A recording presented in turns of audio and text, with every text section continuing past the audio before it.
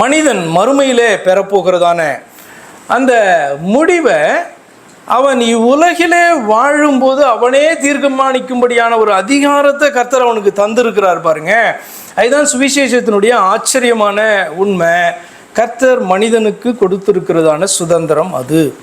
நான் சொன்னது புரிஞ்சுதா? என்னன்னா, நியாய தீர்ப்பு என்பது கர்த்தராலே மறுமையிலே கொடுக்கப்பட போகிறது.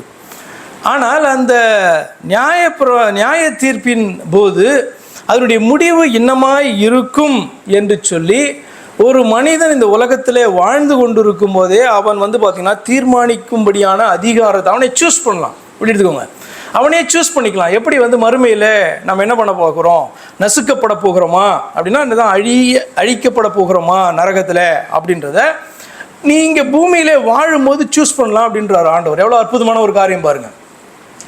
கர்த்தர் பார்த்திங்கன்னா நம்முடைய நியாய தீர்ப்பை குறித்து, நித்திய ஜீவனை குறித்து அல்லது நரக ஆக்கினையை குறித்து நீ இந்த பூமியில் இருக்கும் பொழுது நீ சூஸ் பண்ணலாம் அப்படின்றார். எவ்வளோ நல்ல தெய்வம்! சுவிசேஷம் அதுதான் சொல்லிக் கொடுக்குது.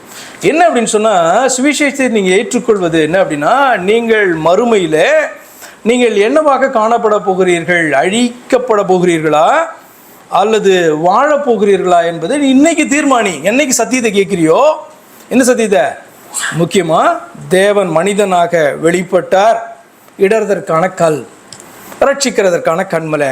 இதை நீ இங்கே சூஸ் பண்ணுற பாரு. இதன் நிமித்தமாக நீ என்ன சூஸ் பண்ணுற அப்படின்னா, உன்னுடைய லைஃப்பை, அடுத்த லைஃப்பை நீ சூஸ் பண்ணுற அப்படின்னு சொல்லி கொடுக்கறது தான் பார்த்திங்கன்னா சுவிசேஷமாக இருக்கிறது. அல்லது கர்த்தர் ஒவ்வொரு மனிதனுக்கும் கொடுத்துருக்கிறதான ஒரு சுதந்திரமாக இருக்குது. இந்த சுதந்திரத்தை ஆண்டவர் என்ன பண்ண மாட்டார், தொடவே மாட்டார், அதை மாற்றவும் அவர் மாட்டார். ஆனால் வரும் நாட்களிலே காணப்படுகிறதான நசுக்கப்படுதல் என்றதான காரியத்தில் மனிதனுக்கு ஒன்றுமே பேசுகிறதற்கு ஒன்றுமே இல்லை. அவன் என்ன தான் பண்ண முடியும் அப்படின்னா, அவிசுவாசியாய் மரித்தான் என்று சொன்னார். அவன் எழுந்திருக்கும் போது அவிசுவாசியாய் எழுந்திருப்பான். ஆண்டவர் கொடுக்கிறதான அந்த நியாய தீர்ப்பை பெற்று அவன் அழிந்து போவான் என்பதுதான் இந்த ஓமையிலே ஆண்டவர் கற்றுக் கொடுக்கிறதான காரியம். This life is important for your next life. பூலோக வாழ்க்கை உங்களுடைய பரலோக வாழ்க்கைக்கு அஸ்திபாரமாய் காணப்படுது.